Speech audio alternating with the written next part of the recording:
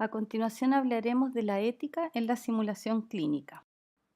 Empezaremos esta presentación con algunas preguntas que de seguro ustedes también se las habrán hecho. Por ejemplo, ¿qué relación tiene la ética con la salud y la educación? ¿Cuál es nuestro rol como profesional del área de la educación y salud? En mi caso, por ejemplo, como docente universitaria y matrona. ¿Por qué un profesional puede causar daño? ¿O cómo formar profesionales sin causar daño? ¿O con qué herramientas metodológicas contamos en la enseñanza para proteger al paciente y al estudiante? Cuando hablamos de ética, hay que tener algunos conceptos y después cómo lo relacionamos con la educación y la salud. A continuación veremos estos conceptos clave. ¿Cuáles serían? La ética, según la RAE, es la disciplina filosófica que estudia el bien y el mal y sus relaciones con la moral y el comportamiento humano. Es el conjunto de costumbres y normas que dirigen o valoran el comportamiento humano en una comunidad. Surge la palabra moral. ¿Qué es la moral entonces? Es la disciplina filosófica que estudia el comportamiento humano en cuanto al bien y al mal. Es el conjunto de costumbres y normas que se consideran buenas para dirigir o juzgar el comportamiento de las personas en una comunidad. ¿Qué sería la beneficencia, que es la virtud de hacer el bien, y la non-maleficencia, que sería el principio de no hacer daño al otro? Qué importante, ¿no? La autonomía, capacidad de actuar con conocimiento de causa y sin coacción. Y la imparcialidad y justicia, tratar a todas las personas con equidad, con igualdad de consideración y respeto. Son varios conceptos que se encontrarán cada vez que profundicen en este tema, por eso es importante saber qué significa. Otra pregunta que nos podemos hacer es cómo se definiría ética en el ámbito de la salud. Ya sabemos que para que el paciente reciba una atención de calidad va a depender de la interacción de varios elementos en la formación que reciba el estudiante, porque éste ya tiene sus propios valores. El docente, qué rol cumplirá como formador o como modelo, y el contexto en que se entregue la educación, ya sea en la universidad, el instituto o el campo clínico. El hombre a través de la historia se ha cuestionado varias cosas, por ejemplo, cuáles son los límites de experimentar con los seres humanos. Qué difícil, ¿no? Como lo hacían los médicos nazis con los presos de los campos de concentración. Y en la actualidad, de acuerdo a los avances médicos y el uso de las tecnologías, también nos debemos preguntar dónde están los límites, por ejemplo, de realizar estudios genéticos, trasplantes, inseminación artificial, fertilizaciones asistidas, etc. En el ámbito médico se habla de la relación desequilibrada que existe entre la relación médico-paciente, cómo éste puede ser capaz de tomar sus propias decisiones. Y en la educación del área de la salud deberemos adquirir habilidades y destrezas sin causar daño al paciente, respetando sus derechos. Ética en salud. La ética médica está implícita en todo el quehacer de los profesionales de la salud, tanto en la atención del paciente como en la enseñanza de esta disciplina. Es por esto que la ética ha sido incorporada en el currículum de las carreras del área de la salud, con el objetivo de que el estudiante se eduque en valores y reflexione sobre los dilemas éticos que surgen de la práctica médica y sobre la responsabilidad del médico frente al enfermo y obviamente la sociedad. Los centros de estudio se han visto en la necesidad de crear sus propios códigos de conducta, los cuales fijan los límites de acción.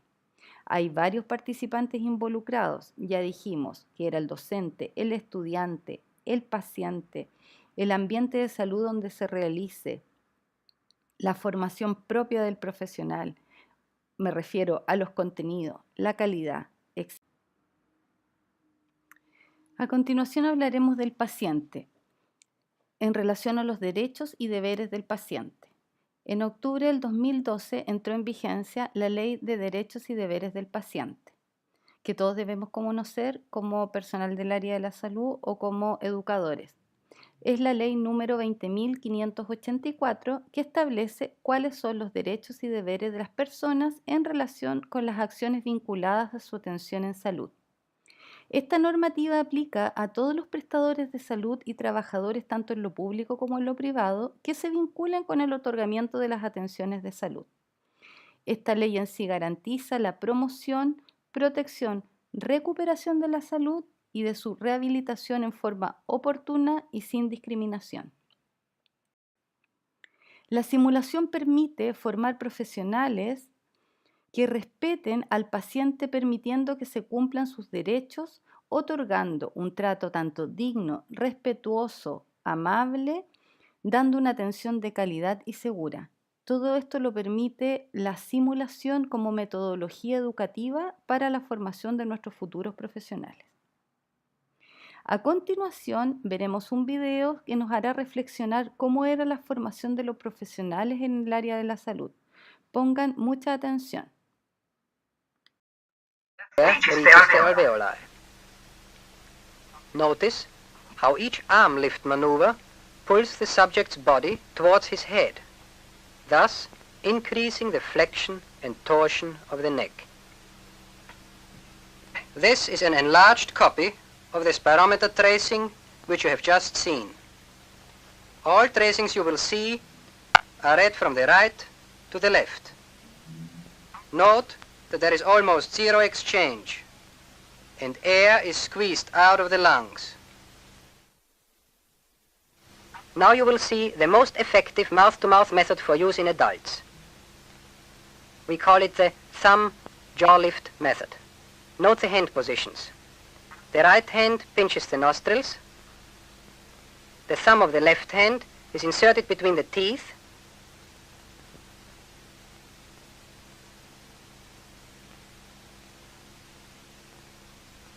The mandible is grasped at the midline with the left hand and pulled forcefully upward.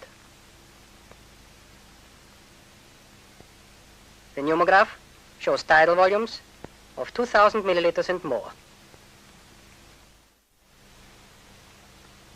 Now comes the alternate method, or two-hand.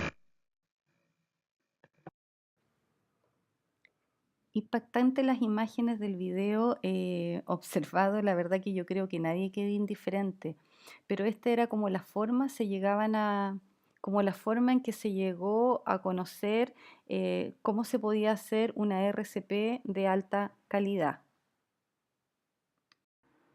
¿En qué consistió esto? Se realizaron investigaciones sobre la apertura de la vía aérea en pacientes inconscientes y así se definió la maniobra como la de tracción mandibular o la que hoy conocemos como frente-mentón. Paralelo a esto, el doctor Elam diseñó aparatos de ventilación artificial, realizó, como lo vieron en las imágenes del video, estudios en voluntarios sanos a los que le administraba curare y después reanimaba. Estos voluntarios sanos eran sus propios estudiantes. Y de ahí que el doctor Seifer asoció esta técnica a la suya y definió el protocolo de RCP de alta calidad. Como lo dijimos también, esto es parte de la historia que muestra las formas como se lograban avanzar en salud y cómo podemos hacerlo en nuestros tiempos sin causar daño, ya sea como en este ejemplo, en los propios médicos que estaban en formación, cómo poder. Entonces veremos de qué manera los profesionales del área de la salud pueden causar daño al paciente. Existen múltiples respuestas al respecto. Como profesionales del área de la salud se puede hacer daño desde el primer contacto, dando un trato inadecuado, emitiendo un diagnóstico errado, indicando o administrando un tratamiento que no corresponde, realizando procedimientos que no hemos sido preparados, practicando o entrenándonos con nuestros pacientes. Es por eso que hay una forma de hacer mejor las cosas. El artículo publicado en el 2006 habla de cuáles son las conductas apropiadas y éticas en la atención del paciente por parte del estudiante. Nombra 5 cosas. La primera sería mejorar las normas para la educación. En segundo lugar, sería mejorar las normas para la evaluación de habilidades. Se habla también de la gestión del error y la seguridad del paciente, que el paciente es autónomo y sobre la justicia social y asignación de recursos. ¿Cómo podemos mejorar las normas para la educación?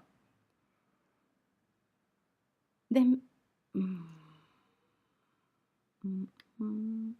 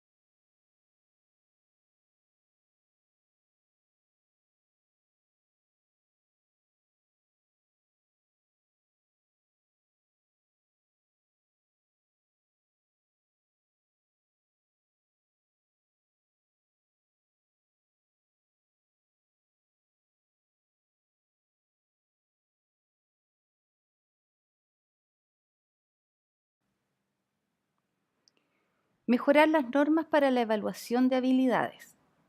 Hay que desarrollar métodos de evaluación donde el estudiante demuestre sus diferentes competencias tanto cognitivas, procedimentales y actitudinales como es el examen clínico objetivo estructurado, el OSCE, tan conocido por todos. Puede ser enfrentado el estudiante a situaciones lo más reales posibles, declarando así si es o no competente. En relación a la gestión del error y seguridad del paciente. Por seguridad del paciente, el estudiante es supervisado directamente por un docente entrenado que durante el proceso de formación evaluará su progresión. ¿Qué rol cumple aquí la simulación? En la simulación el estudiante puede aprender del error, de manera que cuando éste se enfrente al paciente no realice procedimientos que puedan ir en su desmedro.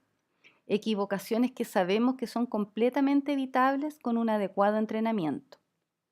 Todo lo anterior va a generar una cultura de seguridad donde los errores no se oculten, que se informen para así ir mejorando y buscando las causas por las cuales se produjeron.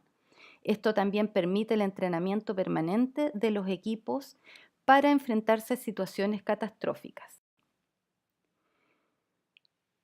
¿Qué pasa con este paciente autónomo? Los deberes y derechos del paciente. Se necesita cada vez más preparar al estudiante a través del role-playing y con pacientes simulados para que sepa cómo dar una información y comunicarse con el paciente antes de realizar un procedimiento. Tomar conciencia de que el paciente puede decidir qué debe firmar un consentimiento informado, ya sea para un procedimiento de cirugía, ser atendido por un estudiante, participar en un estudio, ser grabado o filmado. Debemos velar porque así sea, derechos que no deben ser vulnerados. Y por último, la justicia social y asignación de recursos. El paciente debe saber que se asignan recursos para que los profesionales tengan un adecuado entrenamiento usando las nuevas tecnologías. De igual manera, hay que tener muy presente que la simulación no reemplaza la formación que se tiene con pacientes reales, aunque sí mejora la calidad de la atención y disminuye el error humano.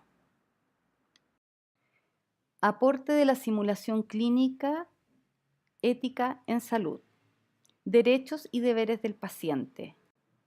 Como mencionamos con anticipación, ¿qué es simular? Es representar algo fingiendo o imitando lo que no es.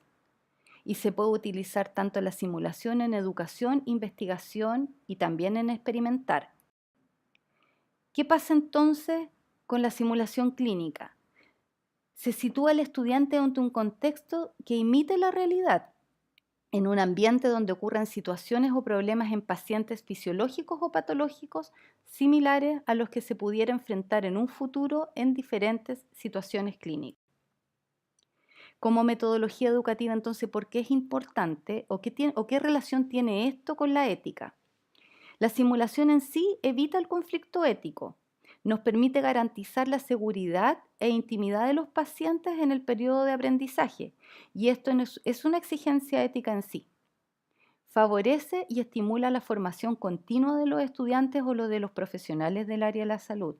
Por este mismo motivo, la OMS ha creado programas de seguridad y respeto de los derechos del paciente.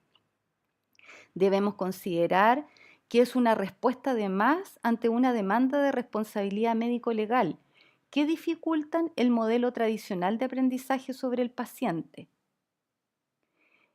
A la vez, respetando al paciente, disminuye los tiempos de exposición de éste. En la actualidad están reguladas las horas del trabajo del profesional en formación. Es muy importante saber que hay cambios en el modelo asistencial que imposibilitan la repetición de procedimientos en un paciente. También es difícil, por la presión asistencial, supervisar directamente a los estudiantes, no así en un escenario de simulación. Podemos también a través de la simulación evidenciar las competencias para responder que tiene el estudiante o el futuro profesional ante situaciones críticas poco frecuentes y también cómo se pueden coordinar entre las distintas disciplinas. Se puede además asegurar la adquisición de habilidades clínicas y mejorar la capacidad de razonamiento clínico, favoreciendo y estimulando el aprendizaje autónomo. Este es un tema muy importante de tratar con nuestros colegas y estudiantes para generar respeto por el otro y por sí mismo. Les dejo estas referencias y les comento que hay mucho donde nos podemos informar. Muchas gracias por su atención y espero haber sido un aporte.